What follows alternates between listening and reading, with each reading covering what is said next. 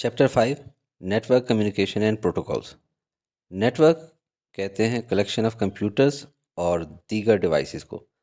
इन सब को नोड्स कहा जाता है और ये एक दूसरे से शेयर्ड मीडियम पे कम्युनिकेट करते हैं।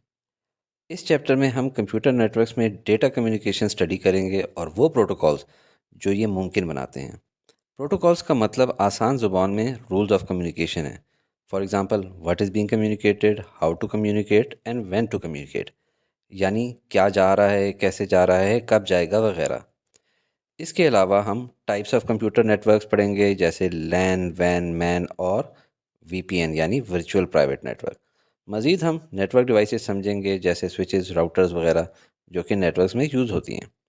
कम्युनिकेशन स्टैंडर्ड्स बनाए जाते जाने का मकसद क्या है, जैसे कि ओएसआई मॉडल, जो कि अलाउ करता है कंप्यूटर्स ऑफ डिफरेंट मैन्युफैक्चरर्स को कि आपस में कम्युनिकेट कर सकें।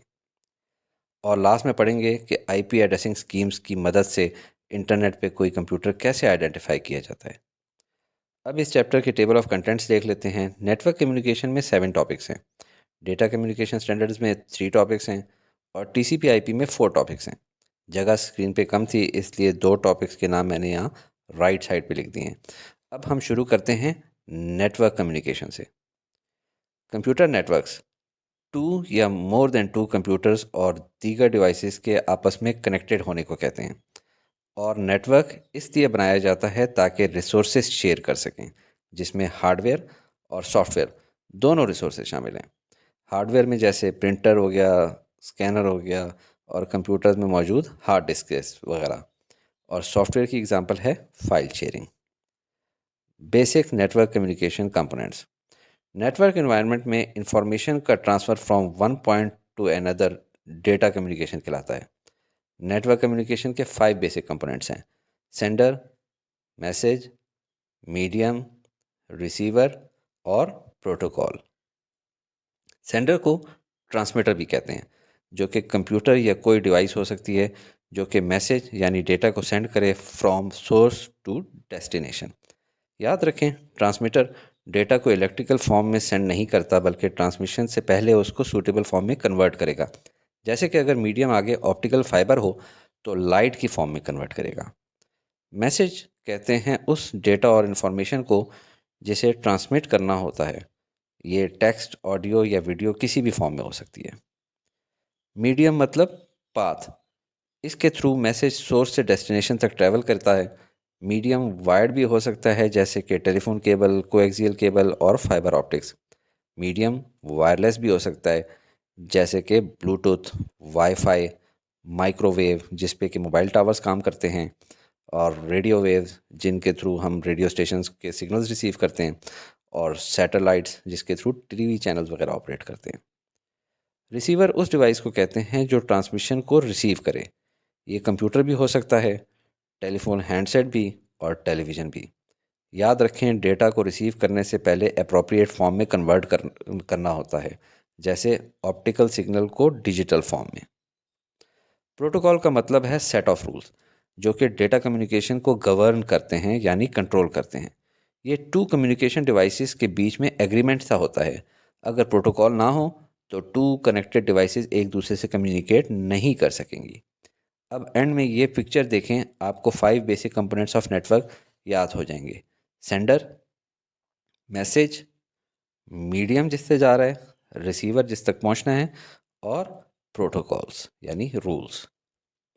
Modes of network communication. Modes मतलब मेथड्स या वेज कि कितने तरीक़ों से इंफॉर्मेशन ट्रांसमिट होती है। टोटल 5 वेज हैं: simplex mode, half duplex mode, full duplex mode, asynchronous transmission और सिंक्रोनस ट्रांसमिशन। सिंप्लेक्स मोड में सिर्फ वन वे कम्युनिकेशन होती है। इसको यूनिडायरेक्शनल भी कहते हैं।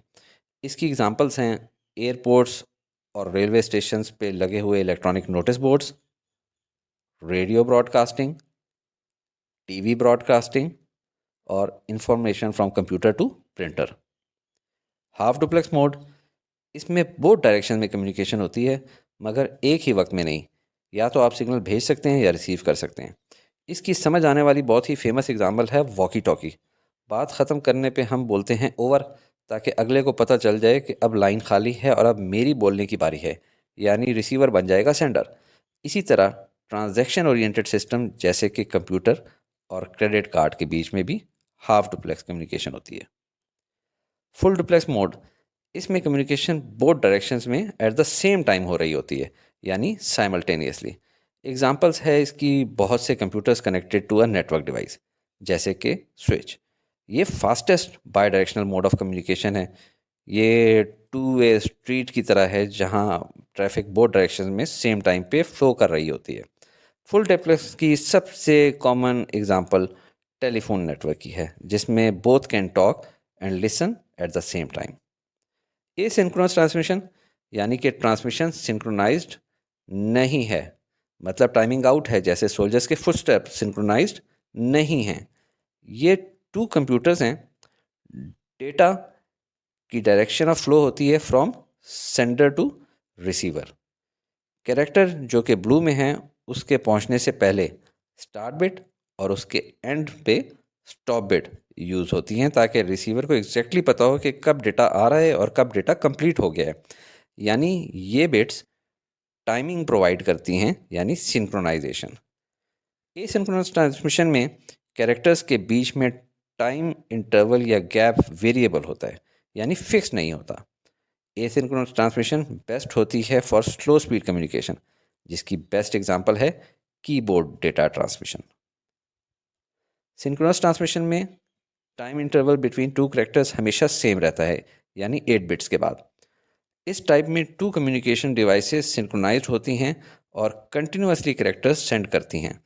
अगर डेटा ना भी हो तब भी सिंक्रोनाइज रहने के लिए एक आइडल कैरेक्टर सेंड करती रहेंगी। रिसीवर बिट्स को काउंट करके बाइट रिकंस्ट्रक्ट कर लेता है। ये एसिंक्रोनस से फास्टर होती हैं क्योंकि लेस नंबर ऑफ बिट्स करनी होती हैं, स्टार्ट और स्टॉप बिट सेंड नहीं करनी होती। सिंक्रोनस ट्रांसमिशन की बेस्ट एग्जांपल है data transmission between devices in network communication. Next topic है कम्युनिकेशन मीडिया। मीडिया मतलब लिंक्स। ये कम्युनिकेशन डिवाइसेस को पाथ प्रोवाइड करते हैं। टू मेन कैटेगरीज हैं, गाइडेड मीडिया जिसको हम खुद गाइड करके ले जाते हैं, रास्ता बताते हैं, और अनगाइडेड मीडिया यानी विदाउट एनी गाइडेंस वायरलेसली काम करता है। गाइडेड की टाइप्स हैं telephone, twisted pair cable, coaxial cable और फाइबर ऑप्टिक केबल। अनगाइडेड में माइक्रोवेव ट्रांसमिशन और कम्युनिकेशन सैटेलाइट्स फेमस हैं। Telephone cables, standard telephone cables widely use होती हैं for communication, specially because telephone lines का जाल पहले ही बिछा हुआ है और दुनिया की हर लोकेशन पे ऑलरेडी अवेलेबल है। इसका डिसएडवांटेज है इसकी slow speed. Twisted pair cables, इन केबल्स को ट्विस्ट किया जाता है इन पेयर्स। ये ट्विस्टिंग दरअसल शील्डिंग यानी प्रोटेक्शन प्रोवाइड करती है फ्रॉम आउटसाइड इंटरफेरेंस, यानी पास से गुजरने वाली इलेक्ट्रिकल वायर्स की इंटरफेरेंस से। जिन ट्विस्टेड पेयर्स पे शील्डिंग लगी हो उनको शील्डेड ट्विस्टेड पेयर एसटीपी कहते हैं, और जिन पे ना हो उनको अनशील्डेड ट्विस्टेड पेयर यूटीपी कहते हैं। कोएक्सियल केबल्स, मेनली ये लॉन्ग डिस्टेंस ट्रांसमिशन के लिए यूज़ होती हैं। इनका डेटा रेट भी बहुत ही हाई होता है, 10 to 100 मेगाबिट्स पर सेकेंड। इन्हें टेलीफोन कंपनीज भी यूज़ करती हैं। इनको पैक किया जाता है एक बहुत ही लार्ज केबल में जो कि हज़ारों टेलीफोन कॉल्स एक साथ हैंडल कर सकती हैं। ये high quality data transmission provide करती हैं, वो भी बगैर किसी डिस्टॉर्शन या नॉइज़ के। ये समुद्रों के नीचे ले की जाती हैं, और हाँ, ये और टेलीफोन केबल्स सभी कॉपर की बनी होती हैं। फाइबर ऑप्टिक केबल, ये न्यू टेक्नोलॉजी है जो रिवायती कम्युनिकेशन की केबल को रिप्लेस कर रही है। ये बहुत स्मूथ, बालों की तरह पतली ट्रांसपेरेंट मटेरियल से बनती हैं और सिग्नल्स को लाइट वेव्स के ज़रिए बहुत हाई स्पीड के साथ ट्रांसमिट करती हैं। एडवांटेज इनका लाइट वेट, रिड्यूस साइज और इंक्रीज स्पीड है, और मज़े की बात कि इन पर इलेक्ट्रोमैग्नेटिक इंटरफेरेंस का कोई इफ़ेक्ट नहीं होता, लिहाजा नॉइज़ और डिस्टॉर्शन दोनों रिड्यूस हो जाती हैं। और आखिरी बात, वॉइस और डेटा दोनों ट्रांसमिट कर सकती हैं ये। माइक्रोवेव ट्रांसमिशन, ये अनगाइडेड मीडिया है। इसके सिग्नल्स ओपन स्पेस में ट्रैवल करते हैं बिल्कुल रेडियो वेव्स की तरह। इनके transmitters normally high buildings, mountains tops या हाई टावर्स पे लगाए जाते हैं। लॉन्ग डिस्टेंस कम्युनिकेशन में ये सीरीज ऑफ रिले स्टेशंस, जिनको बूस्टर कहते हैं, यूज़ करते हैं, और इनके बीच में गैप तकरीबन 30 माइल्स का होता है। टू स्टेशंस को कम्युनिकेट करने के लिए with in line of site होना चाहिए। लॉन्ग डिस्टेंस ट्रांसमिशन में सिग्नल्स को एम्पलीफाई करके रीट्रांसमिट किया जाता है। Communication satellites. सैटेलाइट एक रिले स्टेशन है जो कि 22,000 miles above the earth station होता है। ये अर्थ के अराउंड एग्जैक्टली उसी स्पीड से रोटेट करता है जो कि अर्थ की रोटेशन स्पीड है। सैटेलाइट सिग्नल्स को एम्पलीफाई करके किसी दूसरे अर्थ स्टेशन की तरफ रीट्रांसमिट करता है जो कि हज़ारों मील दूर भी हो सकता है। ये आइडियल है फॉर लॉन्ग डिस्टेंस कम्युनिकेशन। इसका मेजर ड्रॉबैक है high cost of placing satellite into an orbit, जिसके लिए रॉकेट या स्पेस शटल का इस्तेमाल किया जाता है। Communication devices.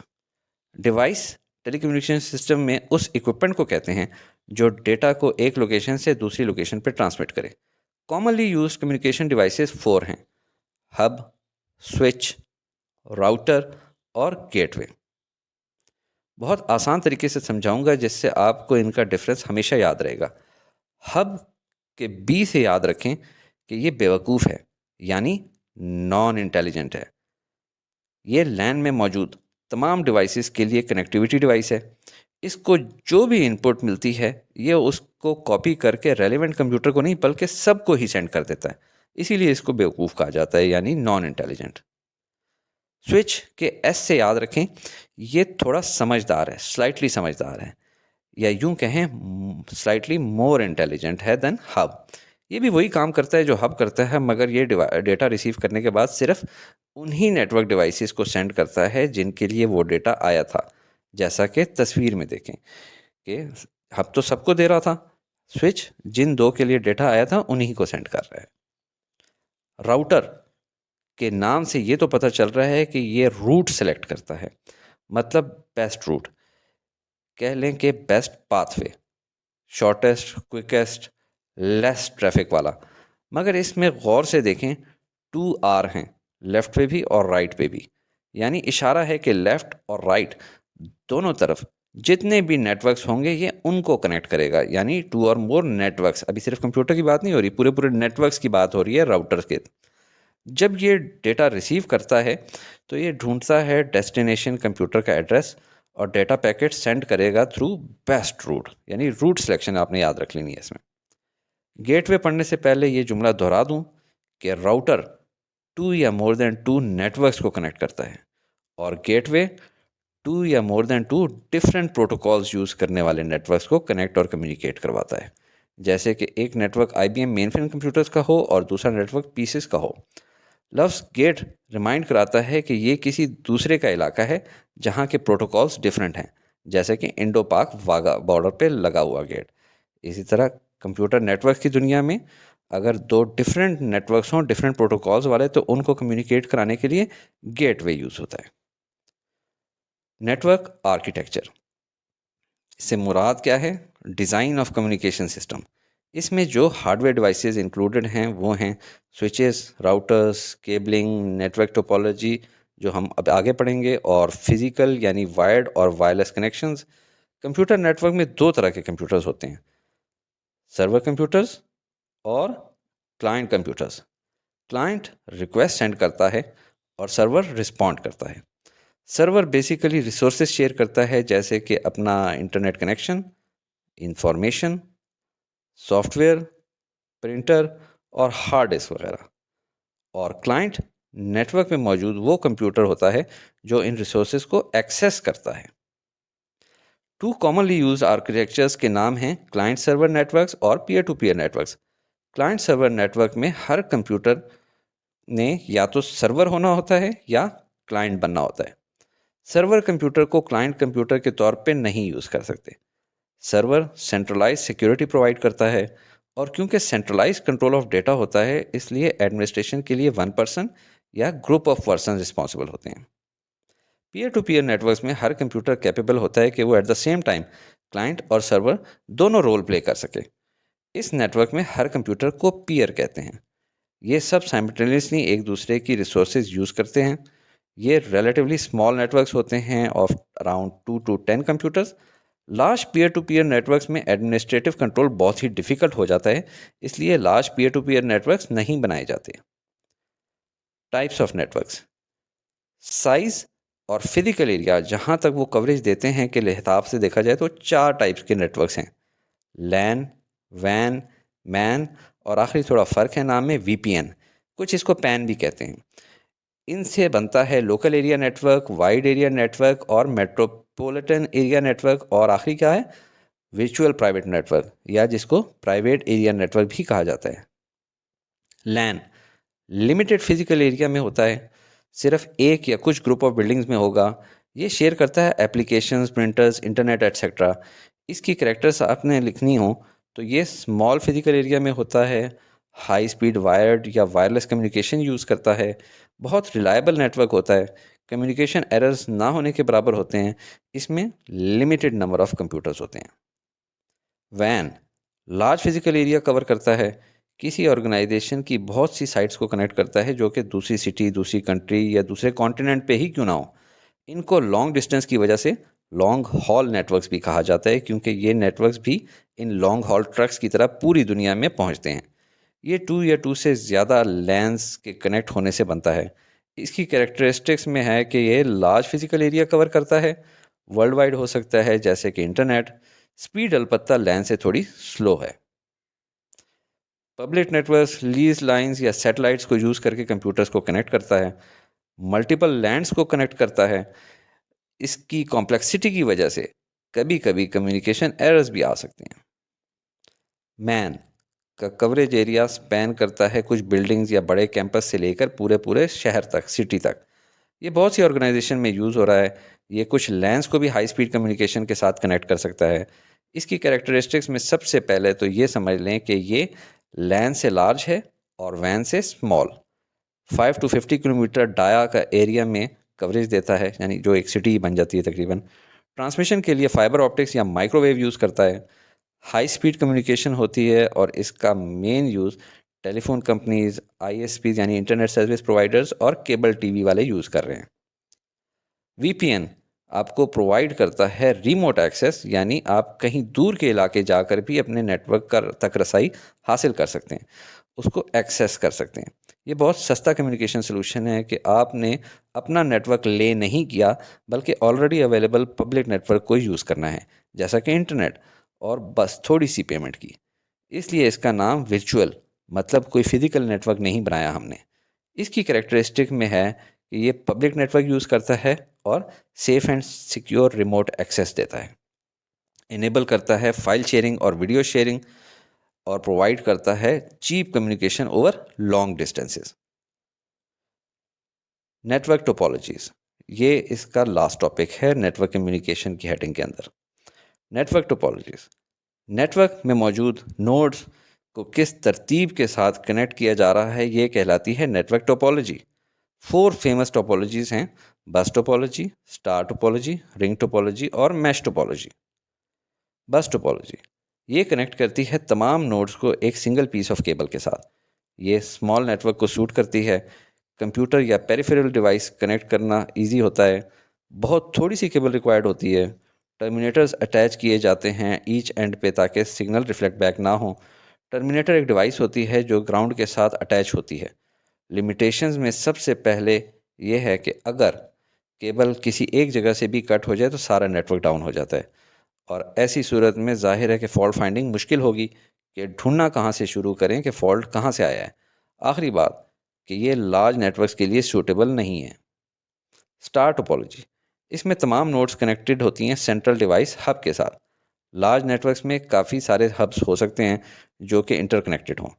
ये स्मॉल और लार्ज दोनों तरह के नेटवर्क्स के लिए सूटेबल है। इसकी इंस्टॉलेशन बहुत इजी है। सिमिलरली फॉल्ट को डिटेक्ट करना और रिमूव करना बहुत इजी होता है। एक केबल कट जाए तो सारा नेटवर्क डाउन नहीं होता, सिर्फ वही नोड इफेक्ट होगी। लिमिटेशंस, अगर हब फेल हो जाए तो सारा नेटवर्क डाउन हो जाता है। एक्सपेंसिव टोपोलॉजी है बिकॉज इसमें बस टोपोलॉजी के मुकाबले में एडिशनल हब यूज़ हो रहा है और केबल भी ज़्यादा यूज़ होती है। रिंग टोपोलॉजी इसकी शेप बिल्कुल रिंग की शक्ल की होती है। ये नोड्स को सर्कल में कनेक्ट करता है, हर नोड डायरेक्टली रिंग के साथ कनेक्टेड है। इंस्टॉलेशन बहुत आसान है, डेटा एक ही डायरेक्शन में फ़्लो करता है, कॉस्टली भी नहीं है, सस्ता तरीका है। लिमिटेशंस इसकी ये हैं कि रिंग किसी एक पॉइंट से भी ब्रेक हो गया तो सारा नेटवर्क डाउन हो जाएगा। और दूसरी लिमिटेशन कि दूसरी टोपोलॉजीज़ के मुकाबले में स्लोअर है। मैश टोपोलॉजी, इसमें हर नोड दूसरी तमाम नोड्स के साथ डायरेक्टली कनेक्टेड होती है। ये मोस्ट रिलायबल टोपोलॉजी है। इसमें डेटा फॉल्टी कंप्यूटर्स या बिजी कंप्यूटर्स को बाईपास करके रूट किया जा सकता है। ये बहुत हाई ट्रैफिक को मैनेज कर सकता है। जैसे ज़्यादा रोड्स हों तो ज़्यादा गाड़ियों को मैनेज किया जा सकता है। इसकी लिमिटेशन ऑब्वियस है कि मोस्ट एक्सपेंसिव है और इसको सेटअप करना और बाद में इसकी मेंटेनेंस करना दोनों बहुत मुश्किल हैं। हमारा नेक्स्ट टॉपिक है data communication standards. Data communication standards से मुराद वो सॉफ्टवेयर और हार्डवेयर हैं जो डिफरेंट कंप्यूटर सिस्टम्स के बीच कम्युनिकेशन को मुमकिन बनाते हैं। इसमें फर्स्ट टॉपिक है पर्पस ऑफ कम्युनिकेशन स्टैंडर्ड्स के मकसद क्या है। मकसद क्या है ये स्टैंडर्ड्स डिफ़ाइन करने का। एक नेटवर्क में कोई भी कंप्यूटर या डिवाइस किसी भी दूसरे कंप्यूटर या डिवाइस से कम्युनिकेट कर सकती है अगर कुछ रूल्स फॉलो करे। इन्हीं रूल्स को कम्युनिकेशन स्टैंडर्ड्स कहते हैं। कम्युनिकेशन स्टैंडर्ड्स की ज़रूरत क्यों पेश आती है? इसलिए ताकि डिफरेंट कंप्यूटर नेटवर्क्स आपस में भी कम्युनिकेट कर सकें, जैसे कि IBM मेन फ्रेम कंप्यूटर्स और PCs। OSI model. OSI model जनीवा में एक ऑर्गेनाइजेशन है जिसको ISO कहते हैं, इंटरनेशनल स्टैंडर्ड ऑर्गेनाइजेशन। ISO ने 1970 में डेवलप किए standards for international and national data communication और नाम रखा उन स्टैंडर्ड्स का OSI मॉडल, यानी open system interconnection model. Basically अगर दो या दो से ज़्यादा ओपन सिस्टम मतलब कंप्यूटर्स पड़े हुए हैं तो उनको इंटरकनेक्ट कर देना। OSI मॉडल में 7 लेयर्स होते हैं। हर लेयर ने डेटा कम्युनिकेशन के दौरान स्पेसिफिक टास्क परफॉर्म करना है। OSI मॉडल में कंट्रोल लेयर टू लेयर पास होता है, starting from application layer in one station यानी एक सिस्टम साइट पे, और प्रोसीड करता है टुवर्ड्स बॉटम लेयर जो कि फ़िज़िकल लेयर होता है।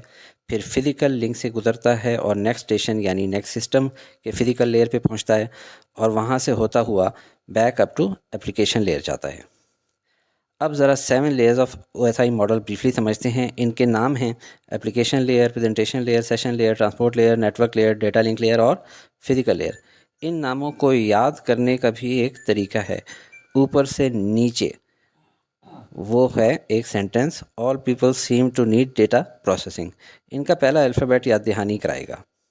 ऊपर वाले 3 लेयर्स को अपर लेवल या सॉफ्टवेयर लेवल भी कहते हैं, जबकि नीचे वाले 3 लेयर्स को लोअर लेयर्स या हार्डवेयर लेयर्स भी कहते हैं। सबसे पहले एप्लीकेशन लेयर। ये लेयर एंड यूज़र को सर्विसेज प्रोवाइड करता है, यानी मुख्तलिफ़ ऐप्स समझ लें जो हम यूज़ करते हैं। जब भी यूज़र कोई फ़ाइल सेंड करना चाहे या मैसेज रीड करना चाहे या कोई और नेटवर्क रिलेटेड एक्टिविटी करना चाहे तो ये वाला एप्लीकेशन लेयर ऑपरेटिंग सिस्टम और एप्लीकेशन सॉफ्टवेयर के साथ इंटरेक्ट करता है। इस लेयर पे काफ़ी प्रोटोकॉल नेम्स यूज़ होते हैं जिनमें फेमस है HTTP, और जो डिवाइस इस लेयर पे यूज़ होती है वो है गेटवे। प्रेजेंटेशन लेयर, ये लेयर कन्वर्ट करता है उस डेटा को जो एप्लीकेशन लेयर ने इसको दिया था, किस फॉर्म में? स्टैंडर्ड फॉर्म में, जो कि बाकी लेयर्स को समझ आ सके। इसी तरह दूसरे एंड पे जब ये प्रेजेंटेशन लेयर ने डेटा एप्लीकेशन लेयर को सेंड करना होता है तो वो दोबारा उसको ऐसे फॉर्मेट में कन्वर्ट कर देता है जो यूज़र को समझ आ सके। प्रेजेंटेशन लेयर पे प्रोटोकॉल है विंडोज़ ऑपरेटिंग सिस्टम और इस लेयर पे भी गेटवे ही यूज़ होता है। सेशन लेयर, इस लेयर का नाम ही इसका एग्जैक्ट काम बता रहा है। ये लेयर रिस्पॉन्सिबल होता है सेशन को स्टार्ट, मेंटेन और स्टॉप करने के लिए, और सिक्योरिटी, नेम रिकग्निशन और लॉगिंग फंक्शंस के लिए between 2 applications on different networks. इसमें प्रोटोकॉल यूज़ होता है नेट बायोस और इस लेयर पे भी गेटवे यूज़ होता है। ट्रांसपोर्ट लेयर, इस लेयर का काम है 2 कंप्यूटर्स के बीच में कनेक्शन इस्टेब्लिश करना, मतलब क्वालिटी कंट्रोल इंश्योर करना ताकि डेटा राइट फॉर्मेट और राइट ऑर्डर में पहुंचे। आसान लफ्ज़ों में डेटा को सोर्स से डेस्टिनेशन के बीच में बहिफाजत ट्रांसफ़र करने की जिम्मेदारी है। इसका प्रोटोकॉल नेम है TCP यानी ट्रांसमिशन कंट्रोल प्रोटोकॉल। इस लेयर में गेटवे और राउटर यूज़ होते हैं। नेटवर्क लेयर, ये लेयर डिसाइड करता है कि कौन से फिज़िकल पाथवे से डेटा को डेस्टिनेशन पहुंचाया जाए। इस लेयर का प्रोटोकॉल नेम है IP यानी इंटरनेट प्रोटोकॉल, और इस लेयर में राउटर यूज़ होता है जो बड़ा ऑब्वियस था क्योंकि राउटर ने रूट यानी पाथ डिसाइड करना होता है। डेटा लिंक लेयर, जब भी डेटा के बारे में बात होगी तो उसके फॉर्मेट के बारे में लाजमी बात होगी। डेटा ऑडियो हो, वीडियो हो या टेक्स्ट हो, ये लेयर डेटा को पैकेट्स में कन्वर्ट करेगा और पाथवे पे डालने से पहले चेक करेगा। इस लेयर का प्रोटोकॉल नेम X25 और IEEE 802 है। इस लेयर में कम्युनिकेशन डिवाइस स्विच काम करती है। फिजिकल लेयर, ये प्योर फिजिकल लेयर है यानी हार्डवेयर लेयर, जिसमें कि केबल्स वगैरह यूज़ होती हैं। इस लेयर का प्रोटोकॉल नेम भी डेटा लिंक लेयर की तरह X25 और IEEE 802 है। इस लेयर में केबल्स, हब्स, रिपीटर्स और कनेक्टर्स यूज़ होते हैं। OSI मॉडल पढ़ने के बाद ये जानना बहुत ज़रूरी हो जाता है कि किस लेयर पे कौन से प्रोटोकॉल्स यूज़ हो रहे हैं और कौन सी डिवाइसेस यूज़ होती हैं। बेसिकली ये लास्ट टॉपिक OSI मॉडल का खुलासा है इन टेबुलर फॉर्म, यानी टेबल की शक्ल में। प्रोटोकॉल कहते हैं set of rules and conventions, यानी उसूल जो कि गवर्न करते हैं। गवर्न मतलब कंट्रोल करते हैं कि कंप्यूटर्स इंफॉर्मेशन कैसे एक्सचेंज करेंगे ओवर अ नेटवर्क मीडियम। एक प्रोटोकॉल एक से ज़्यादा OSI लेयर्स के फंक्शंस भी परफॉर्म कर सकता है, जैसे कि X25 और IEEE 802 फंक्शंस परफॉर्म करता है फिजिकल लेयर और डेटा लिंक लेयर के। बुक में इस टॉपिक के नीचे सिर्फ ये वाला टेबल है जिसको स्टूडेंट्स ने याद करना है या कम से कम समझना है ताकि रिप्रोड्यूस कर सकें। इसको थोड़ा सिंप्लीफाई करेंगे ताकि समझना और याद रखना आसान हो। लेयर ऑफ OSI मॉडल को याद करने के लिए सेंटेंस है, all people seem to need data processing. इनके पहले अल्फ़ाबेट APSTNDP को आप यूज़ करेंगे और लेफ़्ट वाला column bottom to top fill करेंगे। A से एप्लीकेशन लेयर बनता है, P से प्रेजेंटेशन लेयर, S से सेशन लेयर, T से ट्रांसपोर्ट लेयर, N से नेटवर्क लेयर, D से डेटा लिंक लेयर और P से फिजिकल लेयर। अब राइट कॉलम में राउटर्स को लफ्ज़ R की वजह से रेड से लिख लेता हूँ और गेटवेज को G की वजह से ग्रीन से। अब आइडेंटिफाई करते हैं अननेसेसरी वर्ड्स। ये जिनको मैंने क्रॉस करके रेड किया है, अब इनको मैं रिमूव कर दूंगा ताकि सिर्फ ज़रूरी वर्ड्स बाकी रहें। फिजिकल और डेटा लिंक लेयर में प्रोटोकॉल नेम सेम है, X25 और IEEE 802। नेटवर्क के नेट लफ्ज़ से याद रखें इंटरनेट और उससे इंटरनेट प्रोटोकॉल। ट्रांसपोर्ट लेयर से TCP, transmission control protocol. Session वाहिद लेयर है जिसका नाम याद रखना पड़ेगा कि इसके अंदर नेट बायोस प्रोटोकॉल नेम है। S से सेशन स्टार्ट, स्टॉप भी जहन में आपके आएगा जो सामने लिखा हुआ है प्रोटोकॉल फंक्शन में। प्रेजेंटेशंस, याद रखें हम पावर पॉइंट में बनाते हैं प्रेजेंटेशंस, जिसके लिए हमें विंडोज़ और ऑपरेटिंग सिस्टम की ज़रूरत होती है। और HTTP hyper text transfer protocol वो ऐप है जो हमें नेटवर्क की दुनिया ले जाता है। ये तो बहुत ही फेमस है। उम्मीद है कि ये टेबल इतना शॉर्ट होने के बाद आपके लिए याद रखना बहुत ही आसान हो गया होगा। TCP/IP, TCP/IP शॉर्ट फॉर्म है ट्रांसमिशन कंट्रोल प्रोटोकॉल और इंटरनेट प्रोटोकॉल की, जो कि ट्रांसपोर्ट लेयर और नेटवर्क लेयर के प्रोटोकॉल्स के नाम हैं। कंप्यूटर्स के बीच में कम्युनिकेशन प्रोटोकॉल सूट के थ्रू होती है। सबसे ज़्यादा यूज़ होने वाले प्रोटोकॉल सूट का नाम है TCP/IP। इसको 1969 में US डिपार्टमेंट ऑफ डिफेंस ने डेवलप किया था। इसकी सबसे इम्पॉर्टेंट कैपेबिलिटी ये थी कि ये 2 या मोर देन 2 कंप्यूटर्स के बीच में कम्युनिकेशन करवा सकता है over internet. TCP/IP protocol suit उन कम्युनिकेशन प्रोटोकॉल्स का मजमुआ या सेट है जो कि इंटरनेट और दीगर कंप्यूटर नेटवर्क्स पे यूज़ होते हैं। आमतौर पे इसे TCP/IP प्रोटोकॉल कहते हैं क्योंकि इसके सबसे इम्पॉर्टेंट प्रोटोकॉल्स हैं ट्रांसमिशन कंट्रोल प्रोटोकॉल और इंटरनेट प्रोटोकॉल। TCP/IP प्रोटोकॉल का आर्किटेक्चर इसके ईच लेयर का दौरान कम्युनिकेशन काम यानी उसके फंक्शंस बताता है। इंटरनेट पे हर कंप्यूटर को एक यूनिक नंबर असाइन किया जाता है जिसे IP एड्रेस कहते हैं। ये इंटरनेट पे मौजूद लाखों कंप्यूटर्स में रिक्वायर्ड कंप्यूटर को आइडेंटिफाई कर लेता है। TCP/IP की पोर्ट्स एंड एप्लीकेशंस, सबसे पहले ये बता दूं कि ये कंप्यूटर पोर्ट नहीं है बल्कि ये नेटवर्क पोर्ट है, जो कि कोई फिजिकल चीज़ नहीं, लॉजिकल कनेक्शन है। जिस तरह IP एड्रेस इंटरनेट पे मौजूद किसी कंप्यूटर को आइडेंटिफाई करता है जो एक 32 बिट नंबर होता है, इसी तरह पोर्ट नंबर किसी एप्लीकेशन या सर्विस को आइडेंटिफाई करता है, ये एक 16 बिट नंबर होता है। IP एड्रेस और पोर्ट नंबर मिलकर सॉकेट एड्रेस बनाते हैं। टोटल 65,535 पोर्ट्स हैं और ये चूँकि 16 बिट नंबर से बनती हैं, इसलिए इस टेबल को देख के आपको समझ आ जाएगा कि मैक्सिमम नंबर ऑफ पोर्ट्स हो ही इतनी सकती हैं 65,535। और ये पोर्ट नंबर्स कौन असाइन करता है? ये एक ऑर्गेनाइजेशन है, internet assigned number authority, IANA, वो असाइन करती है। अब देखते हैं TCP/IP और OSI मॉडल का कंपैरिजन। TCP/IP मॉडल और OSI मॉडल का कंपैरिजन आपके सामने है। टेबल फॉर्म में आप इनके 6 डिफरेंसेस लिख सकते हैं। सबसे पहले इनका नाम, कि इनके नाम से क्या बनता है। TCP/IP से क्या बनता है? ट्रांसमिशन कंट्रोल प्रोटोकॉल और इंटरनेट प्रोटोकॉल। और OSI से क्या बनता है? Open system interconnect. यानी पहली चीज़ तो है नाम। फिर इसमें लेयर्स कितने हैं? बड़ा ऑब्वियस है, सामने नज़र आ रहा है। लेफ्ट वाले के अंदर 4 लेयर्स हैं, यानी TCP/IP में 4 लेयर्स, और OSI मॉडल जो कि रेफरेंस मॉडल होता है उसमें 7 लेयर्स हैं। फिर आ जाते हैं कि इसको डेवलप किसने किया, डेवलपर कौन है। तो जो TCP/IP मॉडल है उसको डेवलप किया था US डिपार्टमेंट ऑफ डिफेंस ने, और OSI मॉडल किसने किया था? ISO, international standard organisation. बिल्कुल OSI का उल्टा ही है, ISO। फिर आ जाते हैं कि टाइप ऑफ मॉडल क्या है इनकी। लेफ्ट साइड वाला जो टाइप है वो है क्लाइंट सर्वर मॉडल। इंटरनेट के ऊपर हम लोग क्या होते हैं, नॉर्मली क्लाइंट होते हैं और हम सर्वर को एक्सेस कर रहे होते हैं फॉर ट्रांसमिशन ऑफ डेटा। और OSI मॉडल कौन सा है? थ्योरेटिकल मॉडल है फॉर कम्युनिकेशन सिस्टम, के कम्युनिकेशन करनी किस तरह, उसका ये थ्योरेटिकल मॉडल है। फिर कि इम्प्लीमेंटेशन है या रेफरेंस है। याद रखें जो OSI मॉडल है ये क्या है? ये एक रेफरेंस मॉडल है, जबकि TCP/IP क्या है? वो उसकी इम्प्लीमेंटेशन है। फिर आ जाता है कि ये बेस किस पे कर रहा है, इसकी बुनियाद क्या है। तो जो TCP/IP मॉडल है वो है बेस्ड ऑन प्रोटोकॉल्स, आपने पढ़े ही हैं TCP/IP। और OSI मॉडल की बुनियाद किस पे? आप देखें सातों के अंदर वो नाम आ रहा है, लेयर। तो ये आपके 6 डिफरेंसेस कंप्लीट हो गए। अगर अभी भी नहीं याद हो रहे तो 6 वर्ड्स याद रख लें आप, कि नेम, इसके नाम से क्या बनता है, लेयर्स, के इसके कितने लेयर्स हैं, डेवलपर कौन है इसका, और टाइप ऑफ मॉडल क्या है, क्लाइंट सर्वर है, थ्योरेटिकल है, रेफरेंस है या इम्प्लीमेंटेशन है उसकी, और बेस्ड ऑन क्या है, प्रोटोकॉल्स पे बेस्ड है या लेयर्स पे बेस्ड है।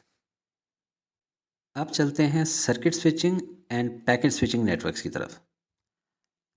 Circuit switching networks, physical connection इनके बीच में एस्टैब्लिश होना लाजमी है, जिस तरह टेलीफोन के बीच में कनेक्शन होता है, तार एक जगह से दूसरी जगह पहुंचती है। डेटा जो है काफ़ी सारे स्विचेस से होके जाता है, सेवरल स्विचेस होते हैं, यानी कि पहले एक आपके घर के करीब वाली DP में गया, किसी दूसरे मोहल्ले की DP में गया, और फिर तीसरे मोहल्ले की, और फिर फाइनली जाके कनेक्शन हुआ। Connection is establish and kept open for duration of communication. मिसाल के तौर पर यहाँ से मैंने फ़ोन उठाया, यहाँ से आपने, तो ये कनेक्शन एस्टैब्लिश तब तक रहेगा जब तक ये फ़ोन क्रैडल पे दोबारा नहीं रखे जाएंगे। Dedicated point two point communication होती है और कोई इंटरफेरेंस बीच में नहीं हो सकती और ट्रैफिक की। फिक्स डेटा रेट देता है ये पूरी ट्रांसमिशन के लिए, जो डेटा ट्रांसमिशन हो या रिसेप्शन हो। 250 kbps हो रही है, यहाँ पे भी 250 kbps है। और इसकी एग्जांपल है टेलीफोन लाइन, जो कि ऑब्वियस है, और डायल अप कनेक्शन। आजकल के बच्चे डायल अप कनेक्शन नहीं समझते। कंप्यूटर के साथ जो टेलीफोन था उसको कनेक्ट करते थे, और टेलीफोन की लाइन के थ्रू होते हुए सारी कम्युनिकेशन होती थी। इसको कहते थे डायल अप कनेक्शन। नेक्स्ट है जी पैकेट स्विचिंग नेटवर्क्स। ये फिजिकल कनेक्शन एस्टैब्लिश नहीं करता, जैसे mobile phone to mobile phone, physical कोई तार तो नहीं जा रही। Data to be transmitted is broken down into small packets containing source at destination address as well. यानी जो मेन आपका डेटा है उसको छोटे छोटे पैकेट्स में डिवाइड करते हैं, और ये पैकेट्स जो हैं इनके अंदर क्या इन्फॉर्मेशन होती है, सोर्स का एड्रेस होता है, डेस्टिनेशन का एड्रेस होता है, और डेटा की पोजीशन, ये आपको आखिर में समझ आएगी, ठीक है। और ये पास होते हैं by source computer to local packet switching exchange, यानी एक एक्सचेंज के थ्रू जाएंगे, और वो आगे फर्दर देखेगी कि किस रूट से भेजना है, ठीक है। ये सबसे पहले क्या करती है, पहले स्टोर करती है पैकेट को, फिर उसके बाद उसको इंस्पेक्ट भी करती है, ठीक है, आगे भेजने से पहले। इसके अंदर एक राउटिंग डायरेक्टरी होती है जो कि बताती है कि आपका जो पैकेट अभी ये वाला है इसको किस रूट से भेजा जाए, क्योंकि फास्टेस्ट पॉसिबल मीन्स से इसको भेजना होता है। इसीलिए राउटर कहते हैं कि रूट की सिलेक्शन करना होता है, राउटिंग डायरेक्टरी होती है इसके अंदर। और जब पैकेट्स रिसीव हो जाते हैं यहाँ पे, उसको रीअसेंबल करता है प्रॉपर सीक्वेंस में टू मेक मैसेज। मिसाल के तौर पे यहाँ से पैकेट निकला 1 2 3 की सीक्वेंस से डेटा जा रहा था, यहाँ पे पहुँचा, चूँकि तारी बात है कोई पहले पहुँच गया कोई बाद में पहुँच गया, तो यहाँ पे सीक्वेंस क्या बनी 3 1 2।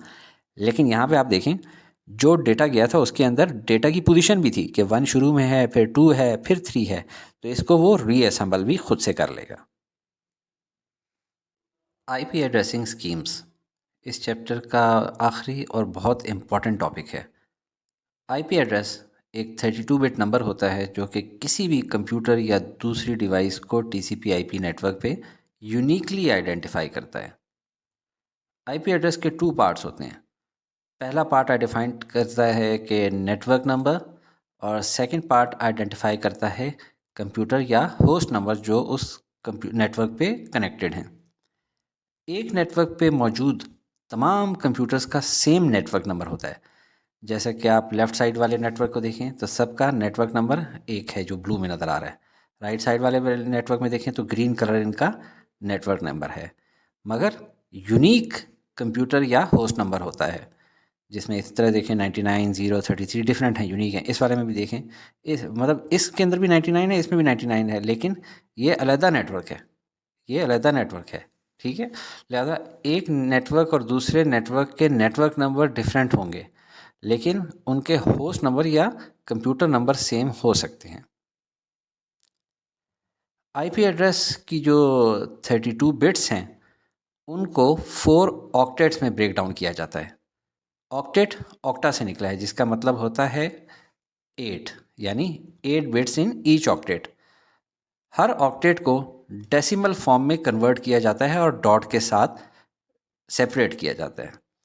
लिहाजा आईपी एड्रेस को डॉटेड डेसिमल फॉर्मेट में लिखा जाता है।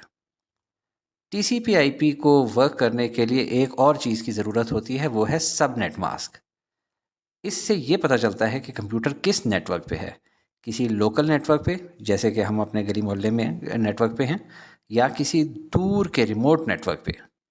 ये इन्फॉर्मेशन एक और 32 बिट नंबर में स्टोर होती है जिसको कहते हैं सबनेट मास्क। फॉर एग्ज़ाम्पल 255, 255, 2550, इन सब के बीच में डॉट है। इस नंबर की समझ तब तक नहीं आ सकती जब तक आपको ये ना मालूम हो कि 255 जो कि नंबर की डिजिटल फॉर्म है, उसकी बाइनरी फॉर्म 11111111 है 8 दफ़ा। इस लिहाज से सबनेट मास्क की वैल्यू बनी यहाँ पे 1111, ये 8 दफ़ा, फिर 255 की जगह 1111, फिर 255 की जगह 1111, इस तरह करके, और ये 0 की जगह सारे 0।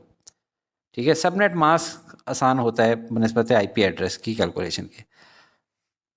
आईपी एड्रेस की फॉर्म ये है, बाइनरी फॉर्म। ये इसकी डिजिटल फॉर्म है ऊपर वाली, ये इसकी बाइनरी फॉर्म है 10 की फॉर्म। घबराना नहीं है, एंड तक आपको ये बिल्कुल अच्छे से समझ आ जाएगा। चलें, अगर आईपी एड्रेस और सबनेट मास्क को लाइन अप किया जाए तो नेटवर्क और होस्ट एड्रेस कैसे आ जाएंगे। ये है आईपी एड्रेस, ये है सबनेट मास्क, इनको हमने लाइन अप कर दिया। अब सबनेट मास्क में जहाँ वंस हैं उनके ऊपर वाला आईपी एड्रेस का पोर्शन नेटवर्क एड्रेस को रिप्रेजेंट करता है, और सबनेट मास्क में जहाँ ज़ीरोज़ हैं उनके ऊपर मौजूद आईपी एड्रेस का हिस्सा कंप्यूटर या होस्ट एड्रेस को डिनोट करता है। यानी इस आईपी एड्रेस में ये हमारा नेटवर्क एड्रेस है क्योंकि 255 255 255 के ऊपर आ रहा, जबकि ये हमारा कंप्यूटर या होस्ट एड्रेस है जो कि 0 के ऊपर आ रहा है। आईपी एड्रेस पढ़ाने में नेटवर्क क्लासेस समझना ज़रूरी है। नेटवर्क्स के डिफरेंट साइजेस होते हैं। एक कंपनी जिसमें 50 कंप्यूटर्स हों उसको 5000 कंप्यूटर्स वाला नेटवर्क नहीं चाहिए होगा। इसके बरक्स अगर एक कंपनी हो 5000 कंप्यूटर्स वाली, उसको ऐसा नेटवर्क सूट नहीं करता जो सिर्फ 50 कंप्यूटर्स होल्ड कर सके।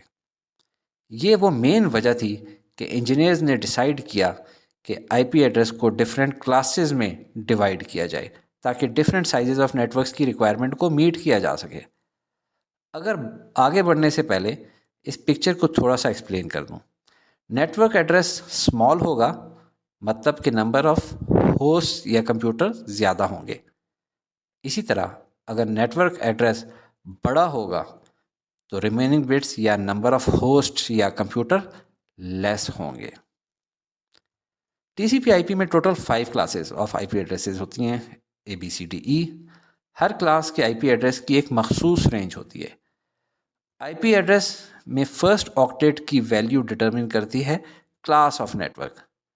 फर्स्ट 3 क्लासेस ABC यूज़ किए जा सकते हैं फॉर होस्ट एड्रेसेस। बाकी 2 क्लासेस के मुख्तलिफ काम हैं। क्लास डी यूज़ होती है मल्टीकास्टिंग के लिए और क्लास ई यूज़ होती है एक्सपेरिमेंटल पर्पसेस के लिए। क्लास ए बी और सी के एड्रेसेस को समझने के लिए इस टेबल को थोड़ा ऊपर कर लेते हैं ताकि नीचे जगह अवेलेबल हो जाए।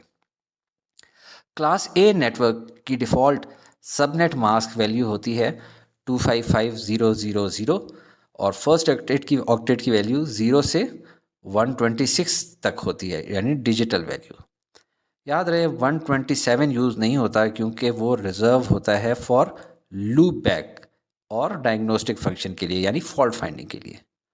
अब ये नंबर देखें, ये क्लास ए एड्रेस है क्योंकि फर्स्ट ऑक्टेट इसका 10 है जो कि 0 और 126 के बीच में है। अगर आप अब भी कंफ्यूज हैं तो घबराएं नहीं, क्लास सी पढ़ने के बाद मैं इसको बड़ी आसान लैंग्वेज में समझाऊंगा। क्लास बी नेटवर्क्स की डिफ़ॉल्ट सबनेट मास्क वैल्यू होती है 255.255.0.0 और इन सब के बीच में डॉट है और फर्स्ट ऑक्टेट की वैल्यू 128 से 191 तक होती है।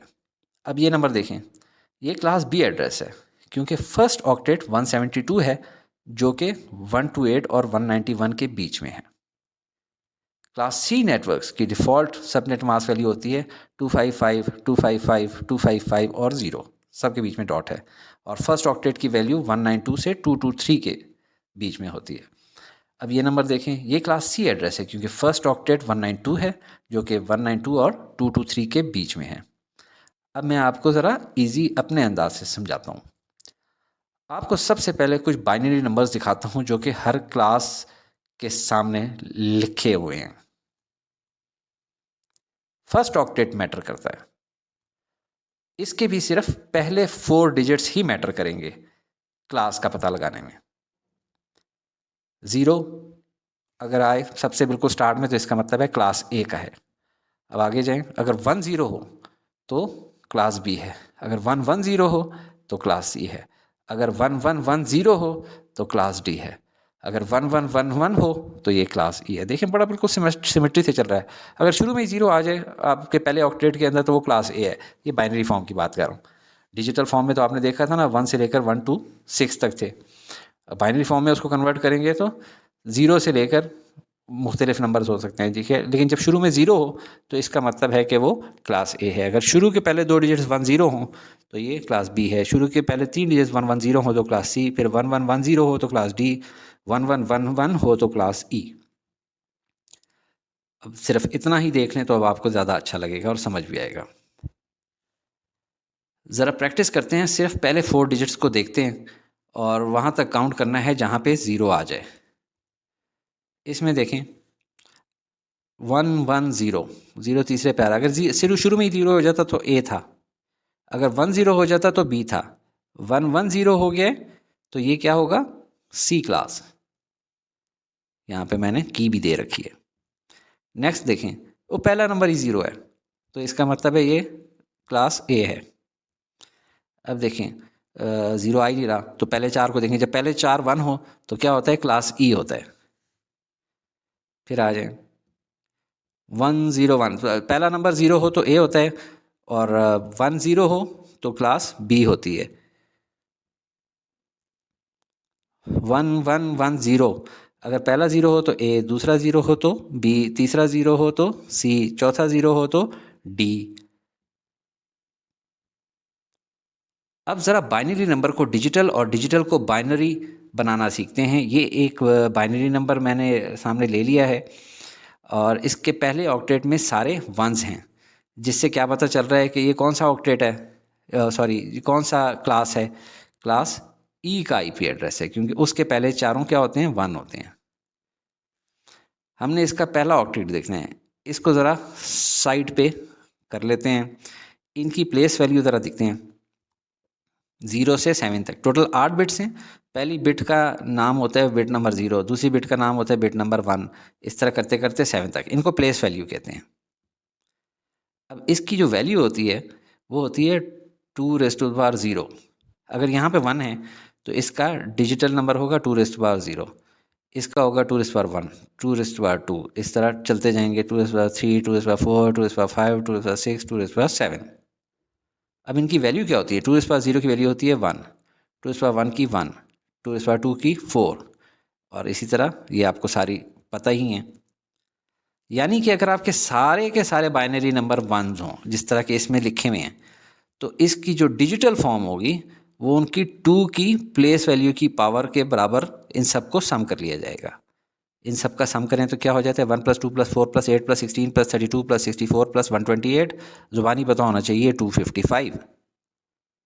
तो आगे चलते हैं, एक और प्रैक्टिस करते हैं। अगर सारे के सारे ज़ीरो हों तो तब आपकी वैल्यू क्या होगी, देखने से ही पता लग रहा है, कहीं पे भी कोई डिजिटल नंबर सामने नहीं आएगा, इसलिए मैंने उनको ब्लैक ही रहने दिया, रेड नहीं किया।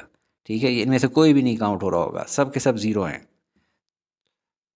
अगर 1 0 1 0 1 0 1 0 हो तो इससे डिजिटल नंबर बनता है 170। कैसे, अब ये देखें तो समझ आ जाएगा आपको। जो ज़ीरो है उसकी आगे वैल्यू काउंट नहीं हो रही होती, जो 1 है सिर्फ वो काउंट करता है। जब 1 है और ये किस प्लेस में है, फर्स्ट प्लेस में, तो 2⁻1 2। यहाँ पे 1 है तो ये किस प्लेस पे है, थर्ड प्लेस पे, तो 2⁻3 8। ये 1 है किस प्लेस पे, फिफ्थ प्लेस पे है, तो 2�5 32। ये 1 है और किस प्लेस पे है, सेवन्थ प्लेस पे है, तो 2⁻7 128। इन चारों नंबर को यानी 128, 32, 8 और 2 जो कि 1 वाली बाइनरी पोजीशन में हैं, इन नंबर्स को ऐड करेंगे तो हमारे पास आंसर आ जाता है 170। एक और देखते हैं, 01 01 01 01।